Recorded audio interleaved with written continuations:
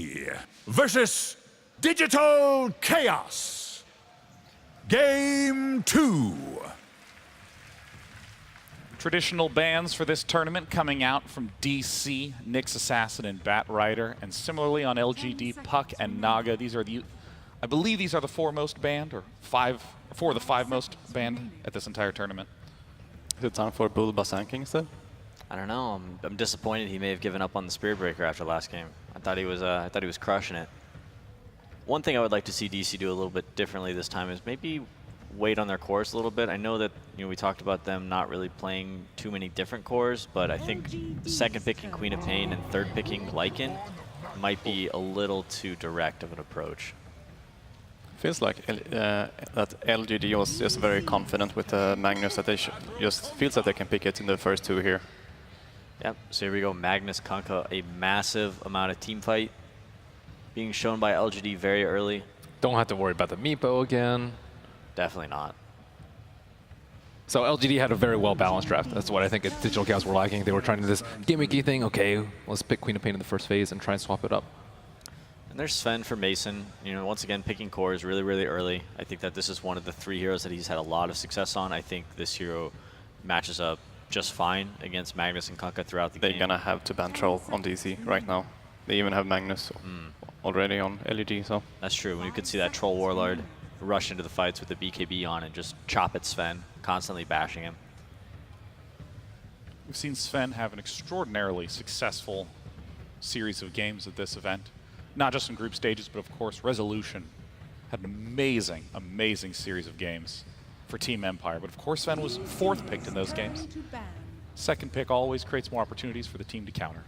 What are you guys thinking DC's approach will be to this early Magnus pick? Do you feel like they'll try and combat it with... I really hope that they try to shut him out of the lane in the beginning and make sure that his stagger is delayed and that he's only going to be this Blink RP hero and not more of a damage dealer that he can become later on into the game. Yeah, that's what we saw last game. I was potentially worried about that Magnus just carrying by himself. Yeah. What are the types of things that happen for Magnus if he is able to get farm and if he's not? Well, if he levels up in power pretty early and he gets a couple of items that'll help him farm faster. Sometimes we even see Magnus like skip Blink and go Echo Saber, and they become this like hard carry with treads. We didn't see that last game, but once he levels up in power, he can start farming the jungle incredibly fast, and he can be 5 or 6 slotted pretty early into a game and have a huge physical damage capabilities. You can kind of view him similarly to Enigma, I would say, although a little bit different because Enigma you can synergize with many heroes, whereas Magnus is mostly melee heroes, but they both farm a lot, and then once it gets to the super late game, like there's the thing about Magnus is there's no item that you can build that's great versus him. BKB doesn't really matter, RP still pierces it, and anything else you just get cleaved down. Even armor is not particularly useful like Warcry, because if you get RP with one of your teammates, you can still get cleaved if he's not the main target. So it's just very difficult to itemize versus him if he gets a lot of farm, and he gets Shadow Blade, which makes countering the initiation much more difficult. Very similar to Enigma, actually. I like that comparison. A little bit different. He has got the instant disable, and it also groups everybody up instead of just kind of wishing them around in the black hole. We have seen some Oracle pairings with Sven, and we have seen some Oracle versus the Kunkka. It might be an option that they want to turn to try and deal with the RP. A lot of times, I think teams try to pick Puck too and try and disrupt the Magnus, just find him in the back of the fight, coil him, Shadow Strike him with Queen of Pain just so he can't get that good initiation off, but that's rather unreliable. I really like the Oracle pick for DC if they choose to go for it. Something to bail Sven out of trouble if he ever does get locked down before he gets his BKB off. Do you think that LGD will pick up any more control through Magic Community with this early Sven pick? Sven inevitably is going to build a BKB, and we've seen Sven's... I mean, they did ban the 2 best heroes against Sven, both Void and Troll. And nice. Normally Victoria plays the Tusk and the Kunkka, or else I would suggest that they could pick Tusk to try and deal with the BKB Sven, but... Death Prophet. These teams are not afraid to pick up their cores. This is a combo that we've seen a lot of the games. Actually, we saw Empire pick it twice in their games yesterday against EG, this Sven and Ancient Apparition combo. Oracle LGD Sven combination now. Yeah. No, Sven and AA. Oh. A is a soft counter to Death Prophet. Yeah, I was going to ask about that, because Ancient Apparition's ultimate prevents healing, and we've been seeing Death Prophet do really amazing things, having just enough life to stay alive in those key team fights. That's the hardest thing about Death Prophet, is managing your soul siphons and making sure you land a couple in fights, and then being aware of how much damage or how far you can go into a fight without actually being bursted down. Both of the LGDs love this combo though. The Kunkka Death Prophet, like, yeah, AA won't let you heal, but you're actually not going to die too, because Kunkka Boat with Death Prophet is like, you're going to get a ton of damage from your X. Especially if you get Oracle ulted, you start soul siphoning people, you're getting double the healing. And actually, Oracle is quite good against AA as well, because if you actually get the heal after your ultimate, like if AA ultis you and Oracle ultis you afterwards, and the AA ultimate wears off before Oracle's ulti wears off, then you actually get the HP that you wouldn't have gotten otherwise. Oh, really? Yeah. Oh. So it kind of goes both ways. Another great thing about Ancient Apparition, we've seen him throughout this tournament be a nice finisher for ganks that have been happening in the early game. He's been a really, really fun hero to watch. He also provides the team a little bit of vision, being able to launch ultimates all over the map. You can sometimes find little snippets of information about your enemy team's location. Also, the Ice Vortex is a pretty long range, and you can scout inside the Roche pit or maybe up a hill without actually putting any of your heroes at risk. Lina, first hero ever played in Dota, so of course, special place in my heart for Abe. And an affinity for it. Great burst hero. Dealing with Death Prophet is, one of the ways to kill her is to burst her. She likes to play aggressively. She likes to play on the, on the edge. But a Laguna Blade coming in at the right time could kill her while she's, being a little too overconfident. And Lina really works well with the Sven as well to follow up his stun to make sure that they can't get out. Lots of instant disables with Sven and Sand King for Lina to follow up on. At least from just seeing like these 4 picks from each team, I like the way that DC is going to handle the Magnus, because Sven and AA is one of the strongest heroes in the safe lane early on. The Sven stun is actually 2 seconds long, so if AA uses his cold feet and Sven stuns afterwards, the Magnus is going to have to skewer away, and the CD is quite long on that, so they're going to be able to keep him away from experience and gold. What's the last pick you want to look for here as DC?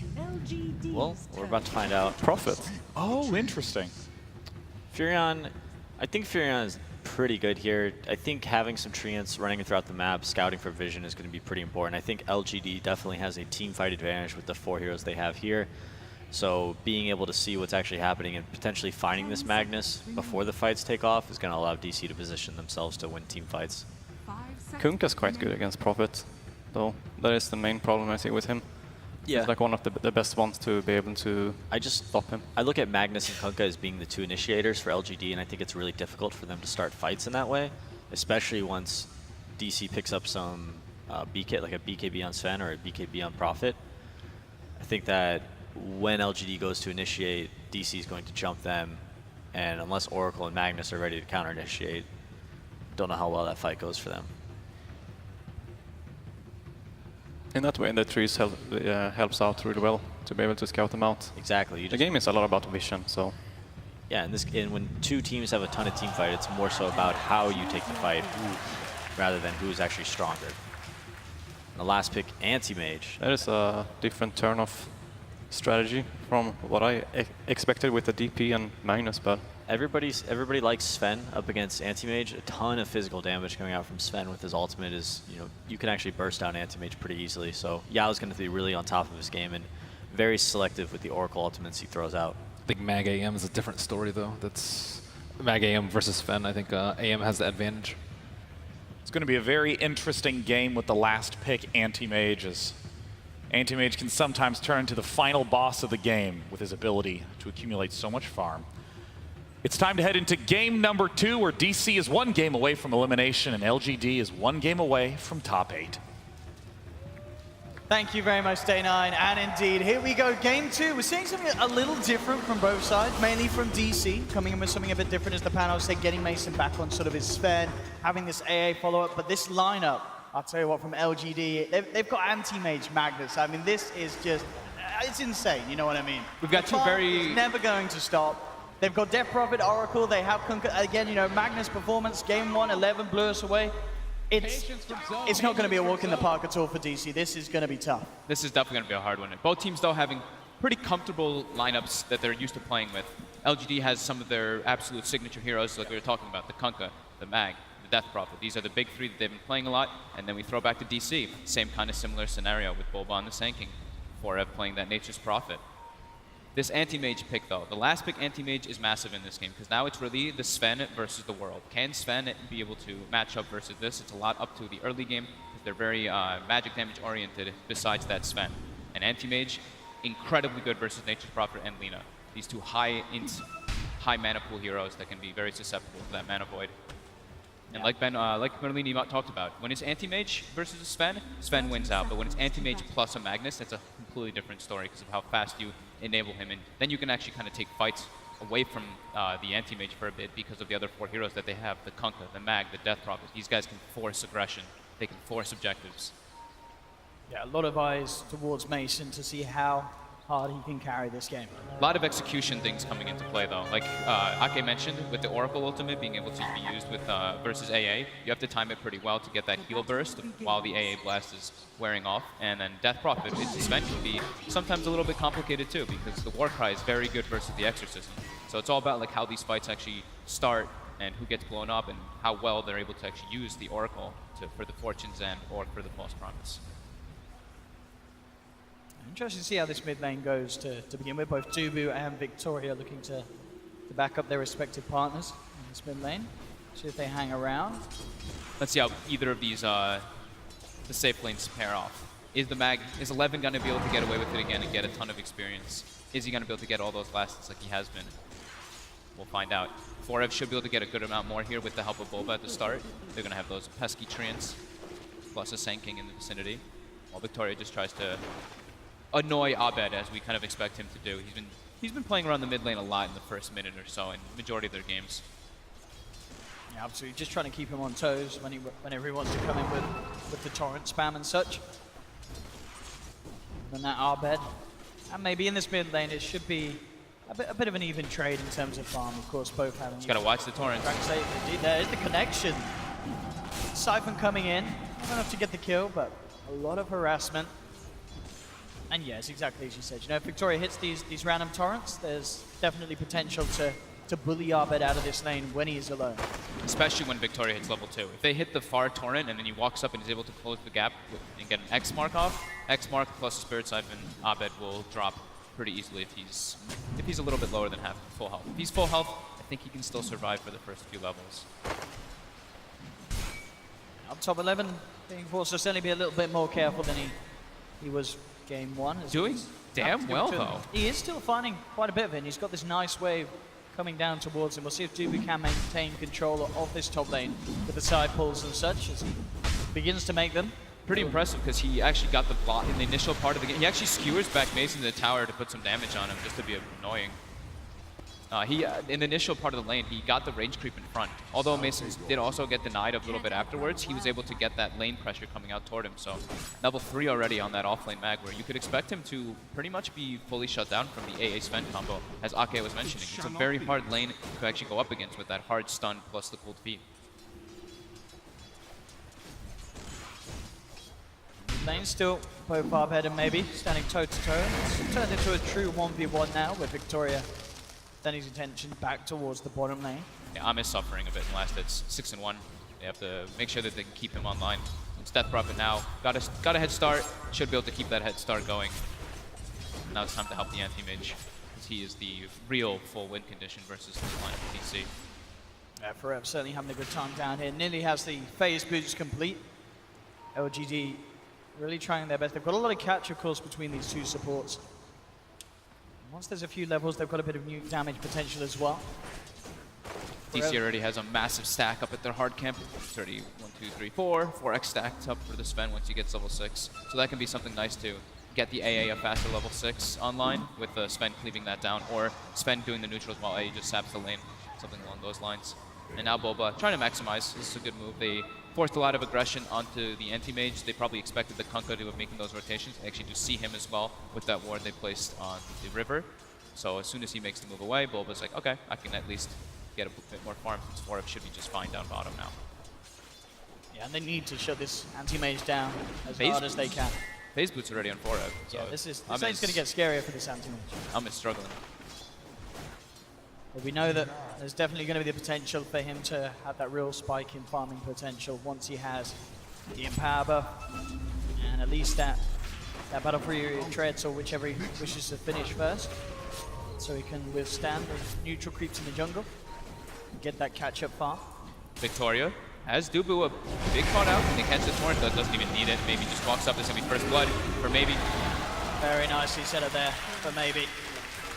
Victoria was actually hiding in the Roche pit to wait for the rune spawn, and Dubu just didn't really expect that. Didn't even need to connect the torrent. Look at this down bottom. Arme totally being bullied back here. He's only down to the last shared tango. Does of course have the Oracle that he can rely on a little bit to help heal him up, but that was still aren't quite there. Yeah, Bulba Making a nighttime smoke right now. They might be able to get the catch onto mid.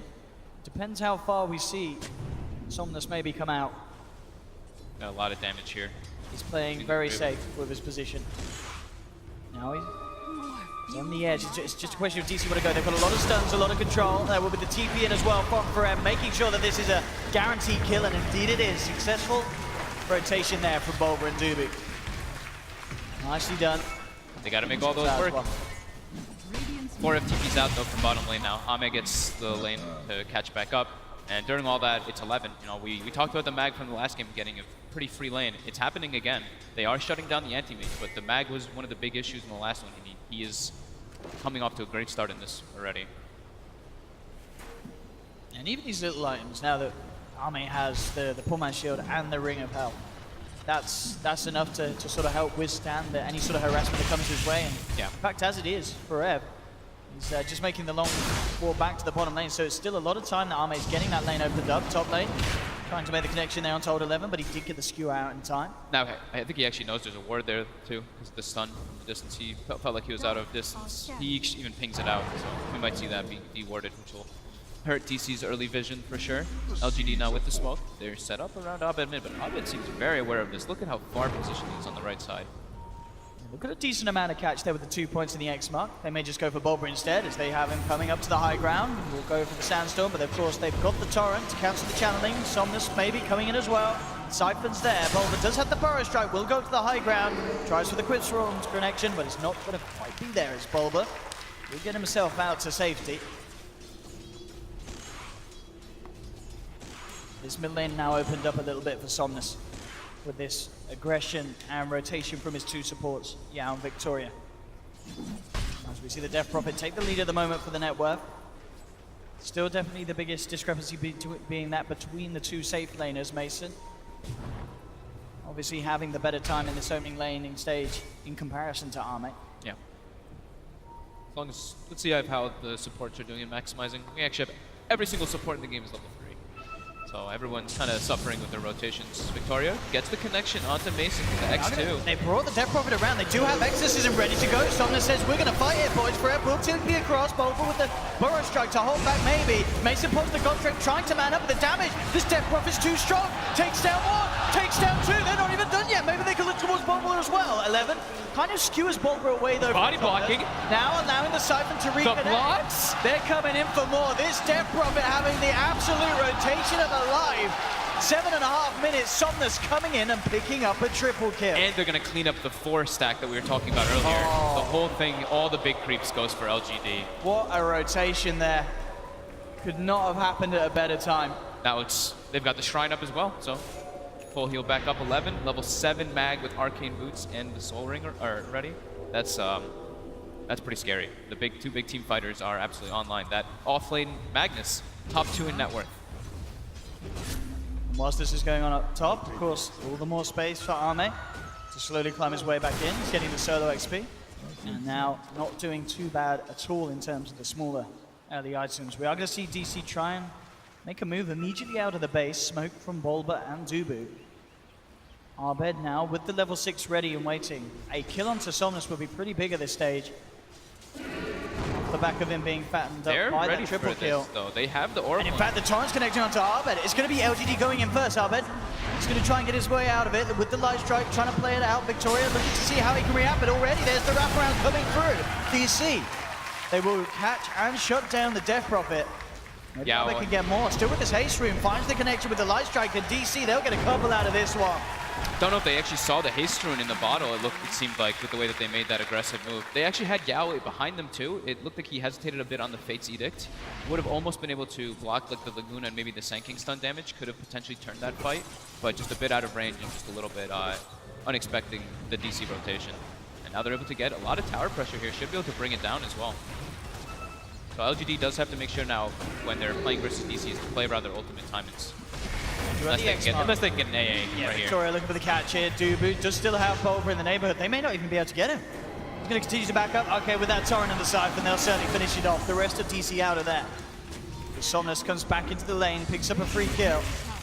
Top lane 11 now, with this maxed out Shockwave, doing a good job at trying to harass Mason back.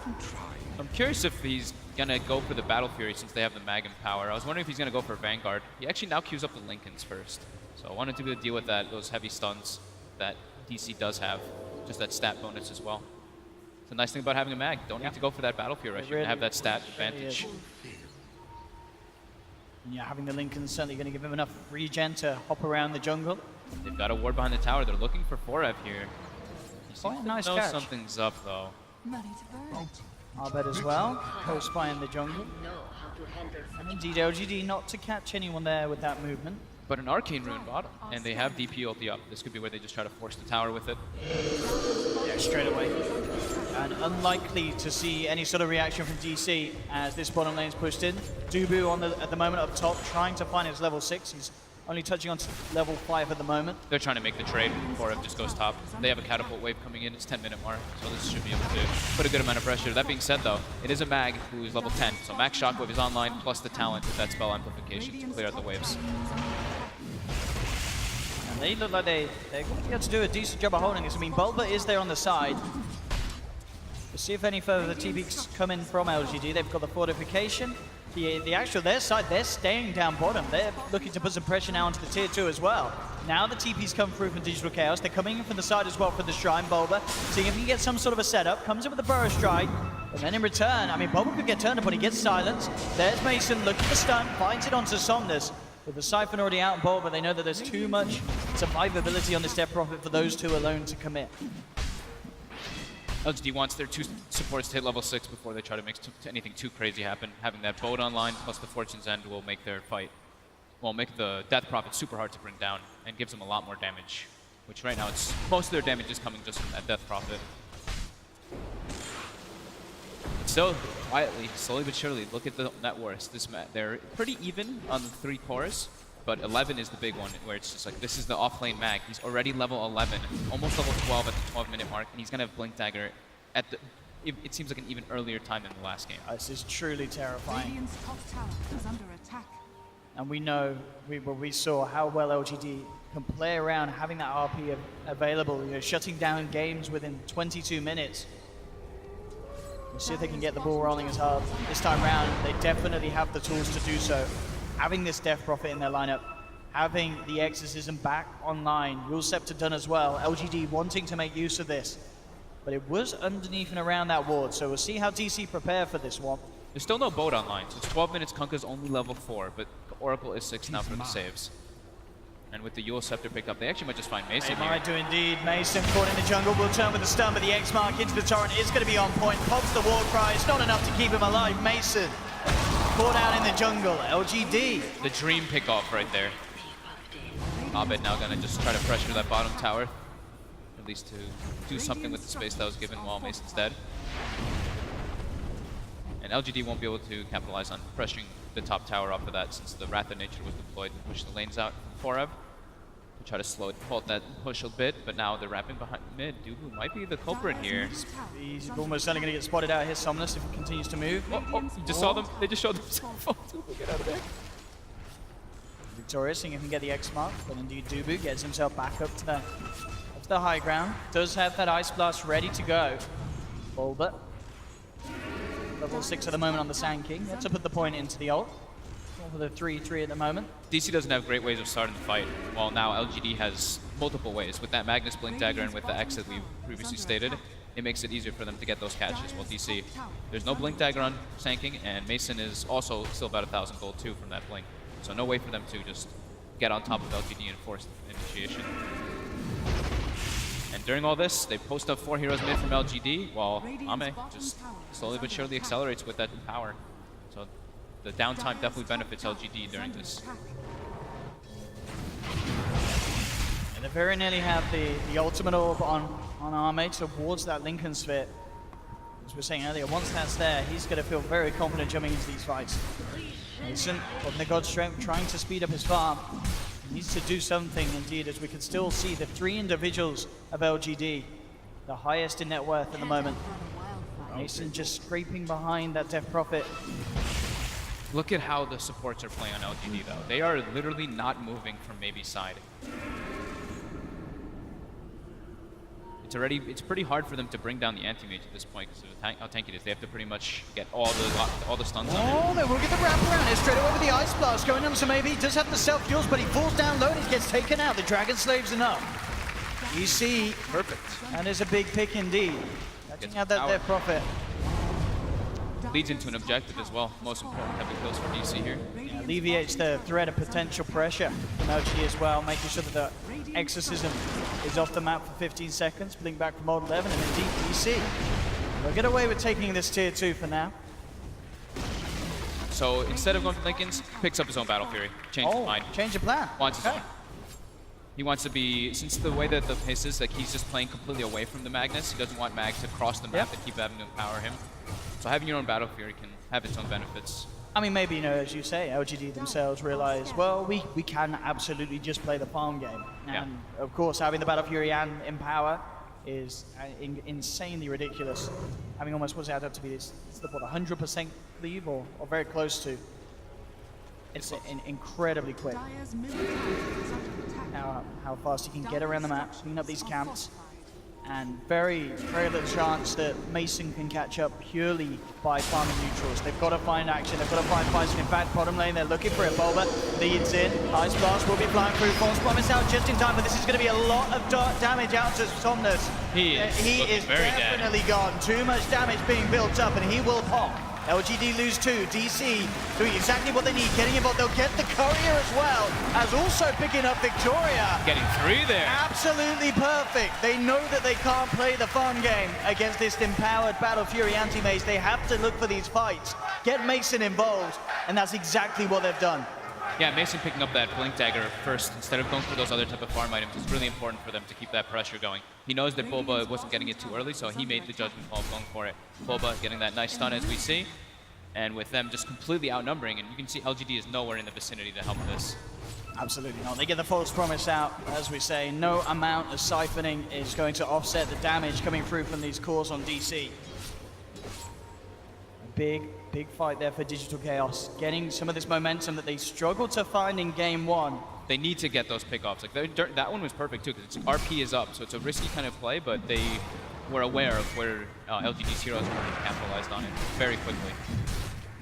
These moves need to happen super fast. That's the nice thing about having the Lina, having the Laguna, and having those burst heroes. Still though, as we can see, Ame, the anti-mage at the top, was not involved in that last effect, keeping himself well ahead of the pack. Manta Style next up.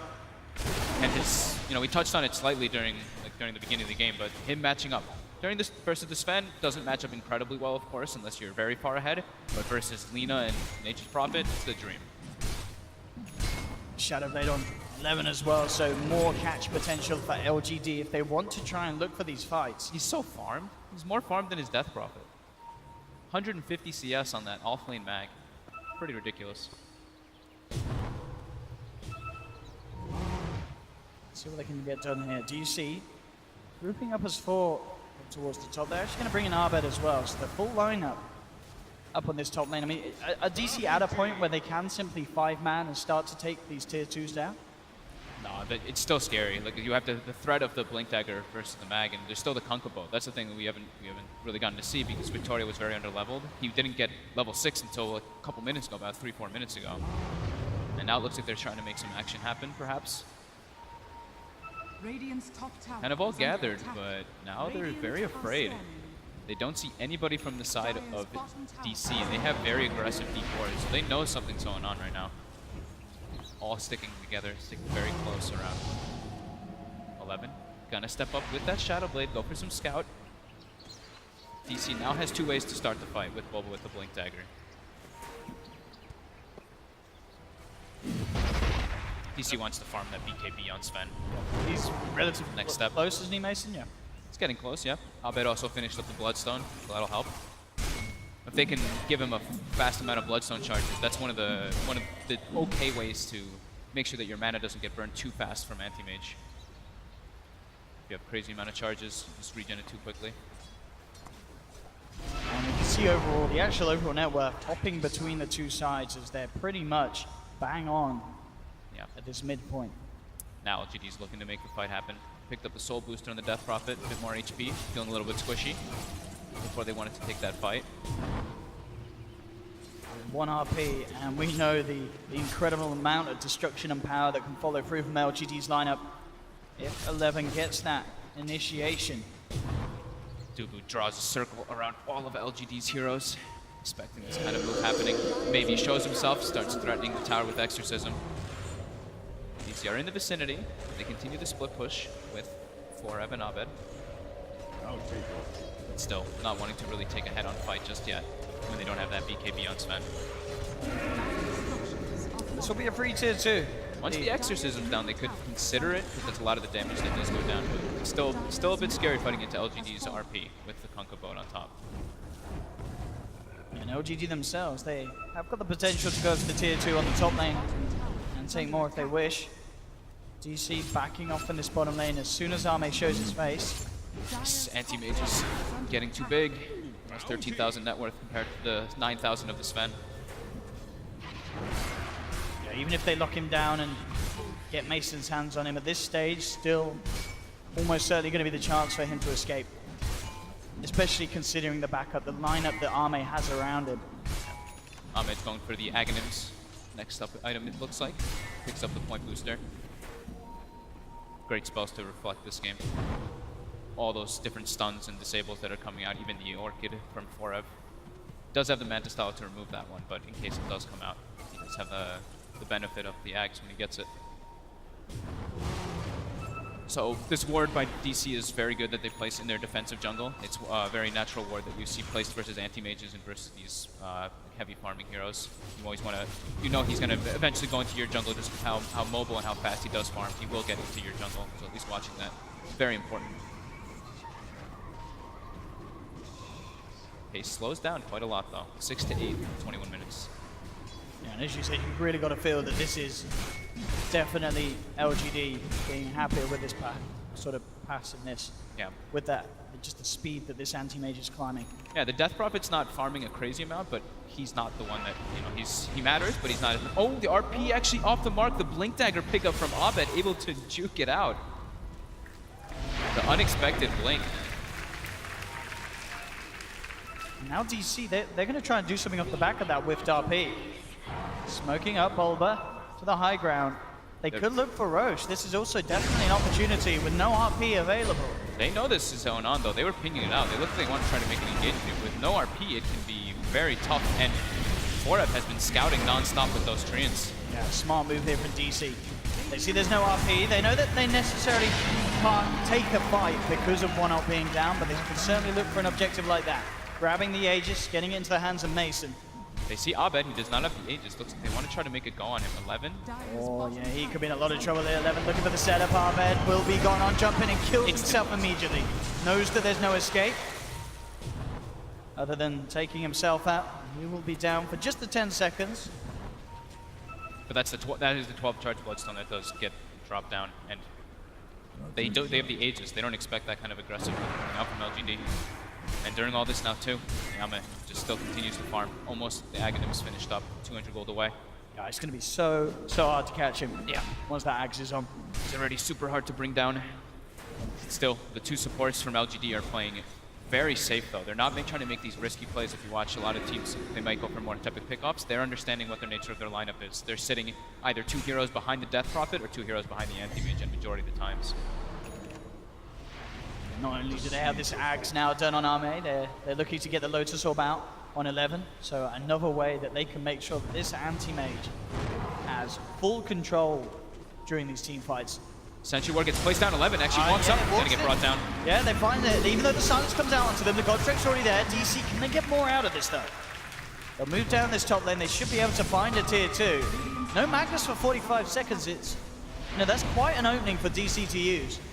So they go for anything else. They do still have the Aegis on Mason. A couple of seconds left on Godstrike. And they're going to try and push in even further. Ame's gonna trade though. He's gonna go right up onto the high ground, and he hits pretty darn hard on those towers right now. They have to back up. Armeg actually going straight in. He's just bursted down the cook, and Saunders trying to lead it, but the Ice Blast is there. False Promise comes out just in time. Maybe taking a lot of damage. The split push. Ame's getting the tier 3 right now. Yeah, that's one tower down in the mid lane. DC on the TP back. Newbee will make it. Can the rest of them though? Lightstrike trying to hold back the side of LGD. They've found Bulber in the sidelines. The Ghost still out. They'll get the Sand King at least. And the rest of DC do escape. But as you say, DC, they do not get the tier 3, whereas LGD, having Arme clearing out that mid. This anti-mage, we've talked about it getting out of hand, and it really feels like, Fog, what is their answer to this anti-mage? How do they deal with him, whether it be him turning up to a fight, whether it be him going for the split push plays? He just seems a fair few steps ahead of what DC can offer in this game at the moment. Yeah, they have to pretty much chain lock him down and hope that there's no Oracle there to save him, but Ame's not playing in the fights. He doesn't need to still. He's just like, okay, I'm going to farm until I have my Abyssal Blade, and that's when I can actually just blink on top of Sven, deal with him, or just blink on top of Lina and burst her instantly. Once that Basher slash Abyssal Blade up, oh man, this could be a big RP. He's got up here as well. He's eyeing it up. Won't go for it on our bed. A little bit of hesitation there. Wrath of Nature comes out. They're trying to get onto 11 here, but unable to close the distance. So the next, the solutions are going to have to just be chain locking down that anti-mage somehow, maybe going for a sheep stick on somebody later on to deal with that, but there is an Aghanim's, so it can be super annoying. You can hex yourself, and I mean, Arme's a lot got of ways to save him. Basher complete as well now. Yep, 6,000 ahead of Sven. Absolutely incredible. Mason really needs that next big item or two to be able to stand toe-to-toe in the fights. He's working towards the Assault Cuirass. I'll take your tribute. But it really is going to be so difficult for DC to just find that chance to do something around the anti-mage. Empower, empower, empower. Still racking up the gold. So LGD probably waiting for that Aegis to tick out. It's got about 1 more minute left on it, and then they can take a big straight-up 5v5 fight. Not really be too concerned. Maybe wanted to pick up a gem of their own. Could be the next investment opportunity for Victoria. Do see him under this ward. They want to try and make the jump. Bulber coming in and has the dust straight away with the Stormhammer, Ice Blast, everything coming through. 11's got. Nice. Quick reactions there from DC as soon as the Magnus came under their vision. Yeah, LGD destroyed one of the wards, but the secondary ward gets placed down. And both look at this again. Look who's on the split push. Arme's ready to start bringing them back. We'll see how much damage they... Mason goes in. Mason, he's gone straight in with the stun. The dodge Laguna with the Yules. Can they actually bring him down? He's got the False Promise 11 now, coming in with the RP onto Arbed. Barret does kill off the Oracle on the back of it all, but they've lost the Aegis on Mason. Bulber being forced back. There's the ult from Arme to burst down. Oh, and they get Mason. And they bring him back as well. The BKB not going to save Mason as he's down as well. Arme with a triple kill. Absolutely devastating there. It really feels like the draft, that final pick, anti-mage. Absolutely genius here from LGD. He's crushing it. Maybe also there gets the Yules off as the Laguna Blade is coming off, ends up surviving, gets Oracle ulted, and then with a beautiful RP follow-up from 11. Absolutely perfectly synchronized. We'll see it again here. Boba even stuns the Oracle as the fight goes on, so he tries to make sure that there's no save there, but yeah, maybe gets that Yules off, and then 11 gets the RP onto him, and then Ame with the follow-up. There's just no way that DC can take the fight after that. Yeah, and we saw, you know, with this Sven being where he is, Mason, he can offer a little bit with the God Strength, but as soon as that ult's gone, there is nothing that he can do against these beefy cores of LGD, and LGD straight down the mid lane. Looking to take the racks, they do have the fortification, 15 seconds to the Sven's back. It's Arlen's immediate, in fact, Bulber jumping in, they've got the Ice Blast as well. But Armin turns, trying to finish up Bulber. Bulber does get him out himself, out to the side, still alive for the time being, finally goes down. Crypt Swarm there from Maybe to bring him down. LGD will find the mid-melee racks. Oh man, and he's got Abyssal Blade now. This is... 28 minutes in, Arme's anti-mage farming out of this world. Dire's top shrine is Yep, under he's got 410 CS, Owen, at 28 minutes. Almost 14 CS per minute right now at this point. Absolutely crazy. I mean, LGD, as we said at the start, the lineup, this draft that they have, it looked terrifying on paper, and in this first 30 minutes of this game, it's looking to be exactly as we expected. LGD with very little few flaws in their execution. They've kept all tier 3s alive. They've managed to close in on this mid lane, and they have this anti-mage, nearly 10,000 net worth ahead of Mason Sven. Yeah, it's really nice that they have, you know, the Death Prophet Crypt Swarm plus the Magnus Shockwave to go to stall it. They do try to make the go here. They've got the Ice Blast, they do have the stun, but again, the false promise is there. He has the self-fuel, trying to get himself out. This should be enough damage, but 11 comes in with a 3-man RP! And the bullet! Here comes the shot! Triple kill for Arme! Mason wants the BKB, trying to turn with the heels, bringing Maybe's alive. back up to full life. Barber looking to get off the epicenter, he does, but he's down. Arme gets the ultra, he's looking for the rampage, but Forever sprouts him back. Looking to TP out. They get the silence. He's gone for the rampage. Can he get the rampage? He can! Arme playing out of his mind. The team around him going absolutely insane. LGD 14,000 net worth lead. They're ready to close in on this top lane. That team fight execution, literally perfect. Maybe gets false promised, gets the Yules off, gets full healed in the fight while the RP comes out with the boat follow-up. Such beautiful synergy just between all of the heroes on LGD's lineup. Look at this attempt. They go in, but straight away, the Yules is there, the stun's purged off, and bam. They look at with the Fate's Edict as it comes up. The Fate's Edict eats the Laguna, so no damage. An 11 with that positioning, perfect RP into the shark there from Victoria. And then typical AM contribution. Walks in, mana voids, get 3 kills. Easy rampage for Arme, level 25. Pushing on this top lane, they'll have Mason back up in 5 seconds, Forever as well, and a few more. But this top rack is almost certainly going to be got Boba leading in. They do have the Laguna and the Ice Blast. That's 11 down. But the melee racks are already gone on this top lane. DC will not be able to hold on to those. DC, can they really can they turn this around? What is the ideal situation for DC? I'm not seeing too many options. I mean, this to be honest. anti-mage. He is way too massive. He's gonna have that AC finished up too to deal with the physical damage that would be there to maybe bring him down, but it's level 25 already, almost 3,000 life on this anti-mage. You look at DC's damage output, they can't kill that. They have to have everything land on him perfectly to bring it down, but there's an Oracle, there's a Kunkka, and then if you do, there's still the Death Prophet that's there, who's not a force to be reckoned with either. Shiva's about to be picked up, 23 charge Bloodstone. An absolute menace. I mean, we saw their Arme's GPM at the moment, nearly reaching the 900 at this stage of the game. DC trying to do the desperate move here, but it gets scouted out by an illusion. They've got to bail. This is so scary. They know that there's no Magnus for 20 seconds, but LGD will almost certainly be prepared to fight without that. They're going to self-X the Death Prophet, leading her forward. She will be jumped upon. Ice Blast thrown back. Won't quite find the connection, but DC are making the space to finish this off. Now they're coming back in. Ice Blast passes across. Maybe can he get in the pit in time? No, he can't. They will get it. They get the light strike there onto the anti-mage. You see Mason have a couple of tickles onto Arme, but DC, they're losing 3.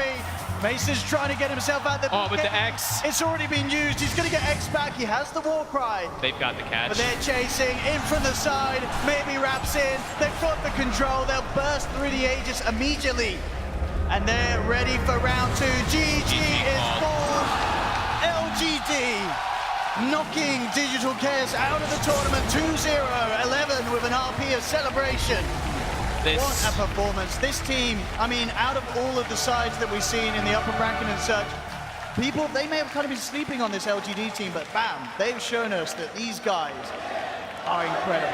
It's just that Magnus, how much farm he actually does get. The threat of the RP, that Empower, the high level Empower, just allowing Ame to farm all over the map while maybe another 4 pressure, giving all the space in the world to be that carry. But that last pick anti-mage was absolutely devastating versus the cores of DC. I mean, we saw DC, they sort of realized that at the start. They tried to shut down Ame, but immediately, as soon as he got that first sort of, those first core items, the Battle Fury, there was just no stopping him. He still got it so early. He still got that Battle Fury sub 15-minute mark, which is basically what a free farm anti-mage does. And every fight as well. The support backup from LGD constantly coming in with the saves. Perfect timing from like the false promises plus the Yules on maybe. And the rotations, that first maybe of rotation from the Death Prophet on that top lane, that triple kill, just sets the pace for LGD to have a great game for the Magnus and for him. Wow, what a game indeed. Digital Chaos knocked out 2-0. LGD looking incredibly strong. Two very convincing matches here from them today. That's it from myself and Fox as we hand you back to the panel to hear what they have to say about LGD's domination here on the main stage. Chinese Dota increasingly a treat to watch. LGD, oh, that combo was just beautiful. The boat from Kunkka, the ultimate from Anti-Mage, all set up by the RP from Magnus. I mean, what? The game was so close up until that point. They had an amazing team fight, and they also had the Anti-Mage who's super, like it's, I think one of the best late game heroes, so they weren't really in a pinch any time of the game, I would say. Anti-Mage was gaining